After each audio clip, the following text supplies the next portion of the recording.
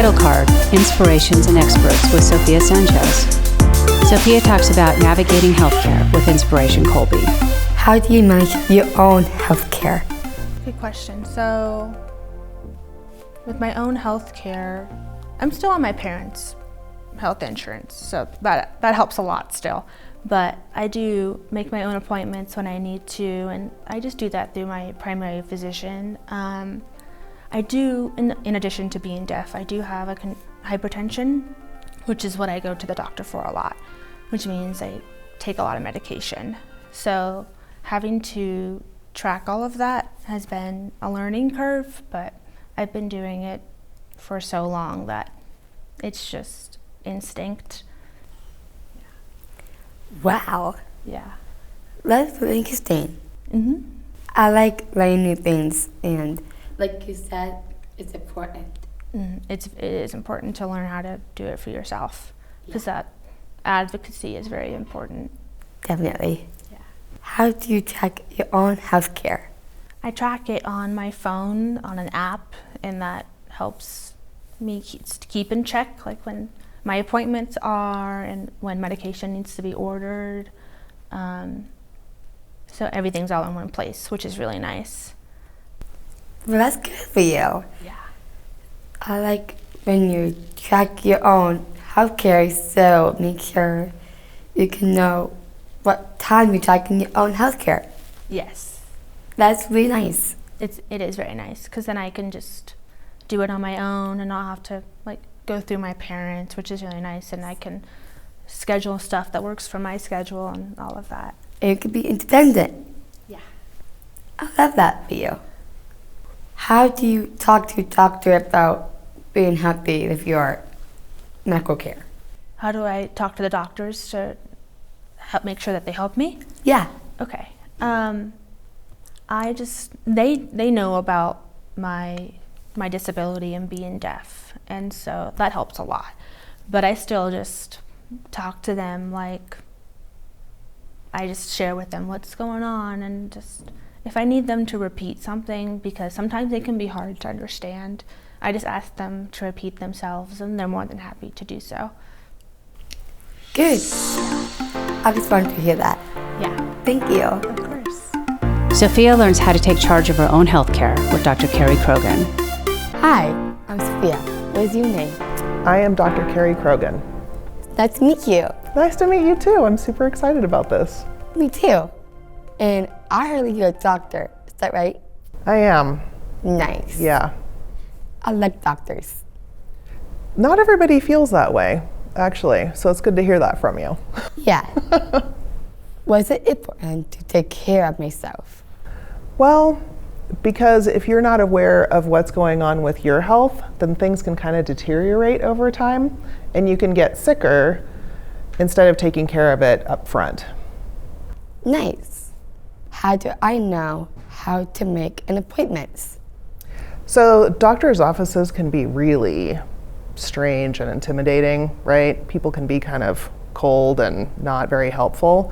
And so my recommendation is always, usually you have a really good relationship with your pediatrician when you're growing up.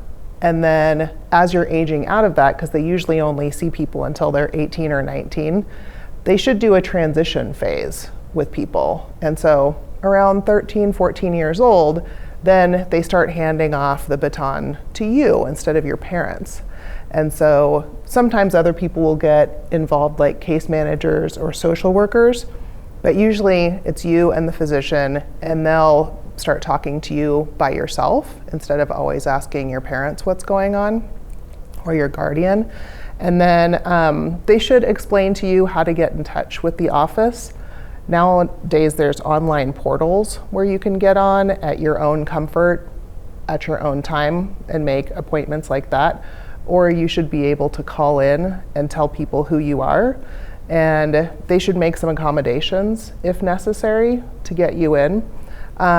Most people only need to be seen once a year unless you have other health problems where you need to be seen by specialists more frequently. Why is it important? Well, because all of us are aging, right? And so every day we're a little bit older, and your body tends to do strange things. And so just over time, we have to do preventative medicine so that the physicians can look at you and make sure that as you're aging, you're doing it as healthy as you can be. How do I find out which doctor I should go to? So a good rule of thumb is to start with your primary care person. And so usually your family doctor is who you want to start with, because they're going to kind of know a little bit of everything about you. If you have certain things that you need a specialist for, then you'd go to them directly. But the rule of thumb is to start with your primary care doctor. So when you go to your primary care doctor and they decide that you need some kind of specialty care, they're usually going to refer you to somebody that they know can take care of your problem. They might give you a couple of options, but they're going to know who they want you to see. And it's usually somebody that they're already aware of and that they have a relationship with. So they kind of keep it in the family. If I feel healthy, do I have to see a doctor? Yeah, pretty much everybody needs to go every year.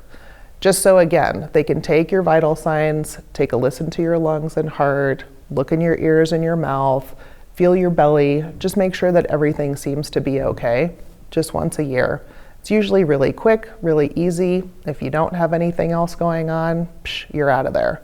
But somebody just needs to kind of keep an eye on what's going on, even when you're young and healthy. Do they get blood work too? You know, it depends on your age. When you're in your teens and 20s, not typically. If you have a really strong family history of some problems with like blood pressure or kidney problems or cholesterol, things like that, you might get some blood work earlier than your friends might. That's a possibility. But typically, if you're healthy, you're not on any medications, your family history is nice and clean, then mostly it's just a conversation with your primary care person and getting listened to a little bit. Yeah. Do I talk to doctors about my disability? Oh yeah, definitely up front. You want to tell everybody who goes to the doctor names everything that they've ever had.